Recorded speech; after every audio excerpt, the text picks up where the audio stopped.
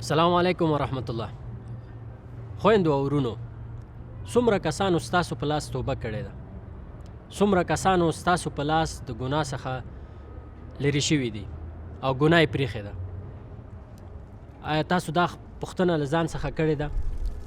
ډېر زیات ورونه او خویندې دا وایي چې موږ شرمیږو، د اسلام په دعوت باندې شرمیږو. عجیب تاسف ځای دا نه دی؟ یو سندرغاړی د زرګونه ځوانانو په مخ کې ګډېږي، هغه نه شرمیږي. یو ځوان سندرغاړی هغه زرګونه او سلګونه خلکو ته سندرې وایي، ګډېږي، هغه نه شرمیږي. یو بله میرمنه یا یو ښځه هغه د ډېرو خلکو مخکې په یو کنسرټ کې ګډېږي، هغه نه شرمیږي. او تاسو د الله تعالی د دین په رسولو باندې شرمیږئ. هغه چې لوسه ګرځي نه شرمیږي، تاسو په حجاب شرمیږئ. کله کله سړی حیران شي چې دا کم فکر موږ ته ورکړل شوی دی. ولې زموږ ځوانان دا فکر لري؟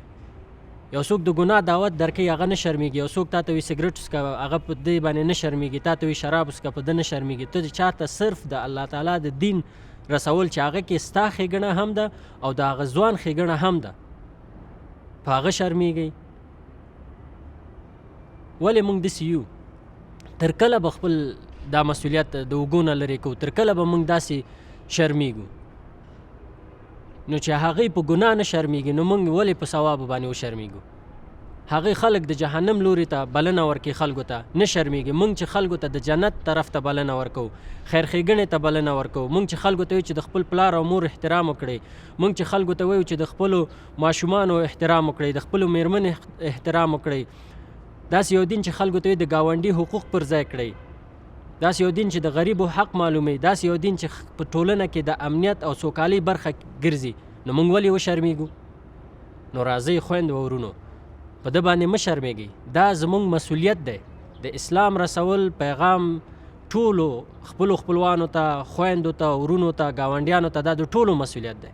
دا تنها د ملایانو مسؤلیت نه دی چې ملا به خلکو ته د دین دعوت کوي او انجینر او ډاکټر او هغوی وایي چې موږ اسلام موږ څه کوو، موږ خو انجینري وایو، موږ خو طب وایو.